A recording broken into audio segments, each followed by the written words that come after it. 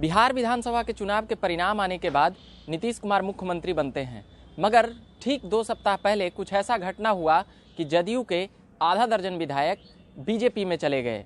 वो राज्य है अरुणाचल प्रदेश, जहां पर जनता दल यू के 6 विधायक थे।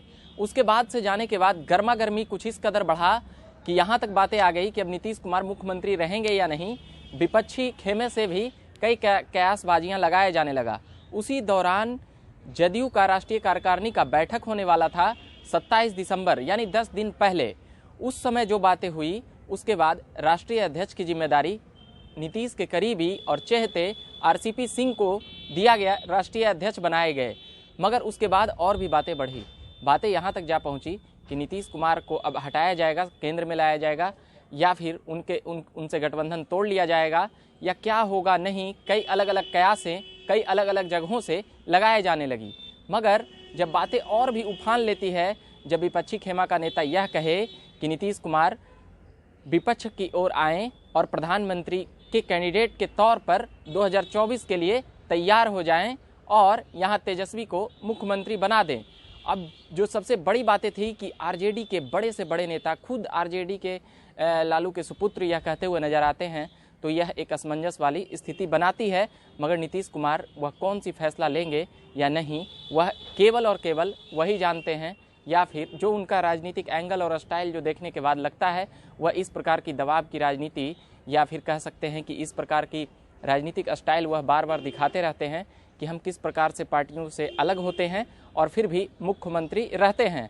एक बातें और थी कि बीजेपी से उनका जो चुनाव के वक्त जो अड़चन जो बनकर आता है, वह पार्टी था चिराग पासवान के कारण। अब बातें यह चल चुकी है कि चिराग पासवान को केंद्र में मंत्री बनाया जाएगा और बिहार में मंत्रिमंडल विस्तार अब किस प्रकार होता है, जो 1 सप्ताह बाद लोगों को पता चल जाएगा। यानी कि खरमास के कारण कहा जा रहा है कि मंत्रिमंडल विस्तार नहीं हो रहा है, मगर 15 जनवरी के बाद जल्द ही मंत्रिमंडल विस्तार होगा और बीजेपी और जदयू के कई मंत्री शपथ लेते हुए नजर आएंगे। उस दौरान 2 पार्टियां, एक सन ऑफ मल्लाह का वीआईपी और एक हम जीतन राम मांझी, दोनों कोटे से एक मंत्री हैं। मगर इन दोनों की दावेदारियां और मनमर्जियां अब हमेशा सुनने को मिलते रहता है। कभी ये इधर से ये जा रहे हैं, कभी इधर से ये जा रहे हैं। ऐसी आम खबरें अब आम हो चली है, और वह करे भी क्यों नहीं, क्योंकि 125 विधायक हैं, उसमें से 8 विधायक ऐसे हैं जो 2 अलग अलग पार्टियों से हैं।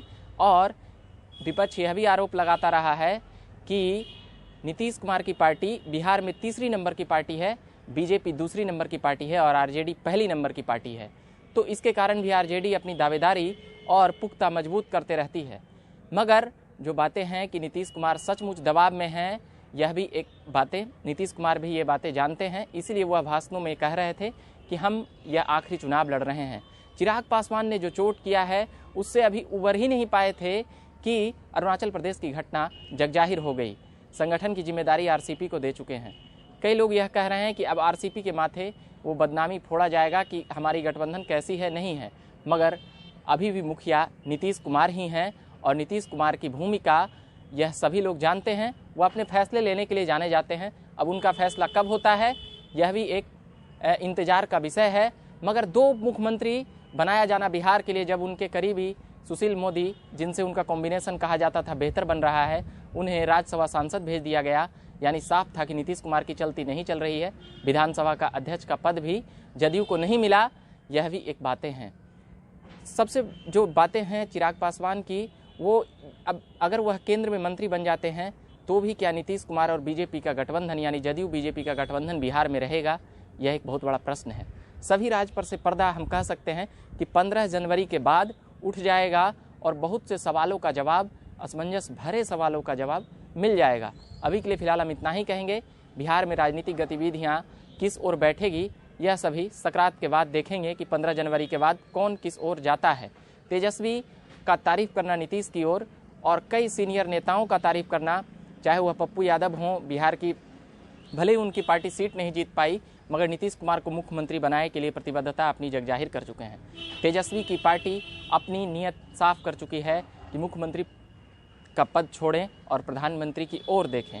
नीतीश कुमार सभी बातें जानते हैं, वह जानते हैं कि कब कैसा कहाँ क्या फैसला लेना है, किसका साथ पकड़ना है और किसका छोड़ना है। मगर एक बातें जो नीतीश कुमार को जो वह दाव खेलेंगे वह 2024 से पहले ज़रूर खेलेंगे, क्योंकि वह अपने विरोधियों को ज़रूर जवाब देते हैं जो उनसे जवाब देने के लिए आते हैं। अभी फ़िलहाल बीजेपी भी पूरी फॉर्म में है, उसकी यहाँ पार्टियाँ 74 सीटें पर है, तो वह अब दबाव में लाने के लिए पूरी प्रयास कर रही है। तो अब देखते हैं कि क्या हो पाता है मंत्रिमंडल विस्तार में, क्या क्या किसकी मनमर्जियाँ ज़्यादा चलती है। अभी के लिए फ़िलहाल हम इतना ही कहेंगे। धन्यवाद।